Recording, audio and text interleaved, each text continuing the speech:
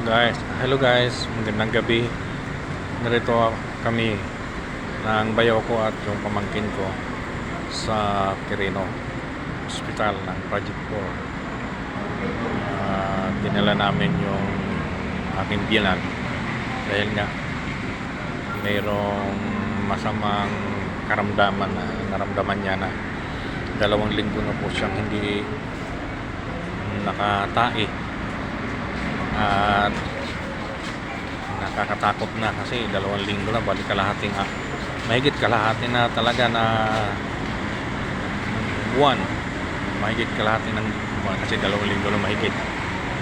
At sa ika nga ng ibang mga doktor na pinunta namin sa center, ang sabi nga ay delikado yan kasi malalason na kanyang katawan, malalason.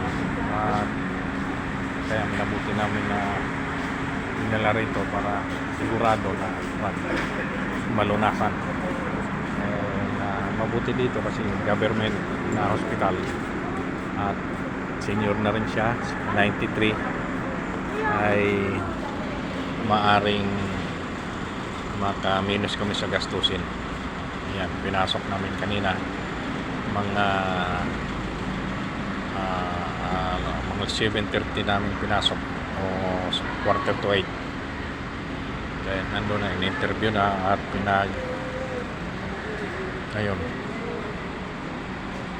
sa kanto. Dahil sa dami ng mga pasyente, hindi agad-agad asikaso kasi pila. Yan, ay hintay pa na ma-interview.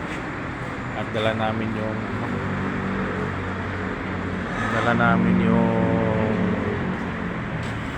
kasi dinala namin yung biyanan ko sa IPU at pinalaboratory namin.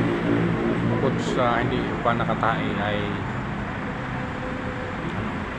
may sakit pa siya na yung mababa yung sodium niya, napakababa, ay siya nanghina. At yung may sakit siya nung pinasok namin, meron siyang ubo at sabi niya meron siyang pneumonia. Ayan. Kaya mabuti na lang kasi gusto ng EPO na ipasok sa ICU. Hindi kami pumayag dahil nga sa kalaki ng bayaran. Pag pinasok ng EPO, 50,000 pagpasok pa lang, tapos 6,000 ang bawat araw. Kami nabuti naman, pinauwi na lang. Mabuti na lang yung ibang doktor na sa center na dinala namin noong mga nakalipas ay nagresita ng antibiotic patungkol po doon sa sakit niya na yung pneumonia at doon sa kulang sa sodium. Hindi namin napapansin, hindi namin na asikaso yung hindi siya makatae. Kaya ngayon na lang namin na pagtanto na ang tagal na niyang hindi nakatae. Gusto niya yung tumae, hindi naman mailabas.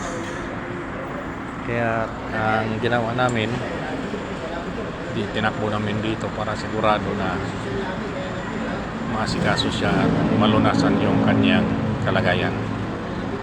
Kaya hanggang dito lang mga guys, at tabayanan yung anong resulta sa check-up.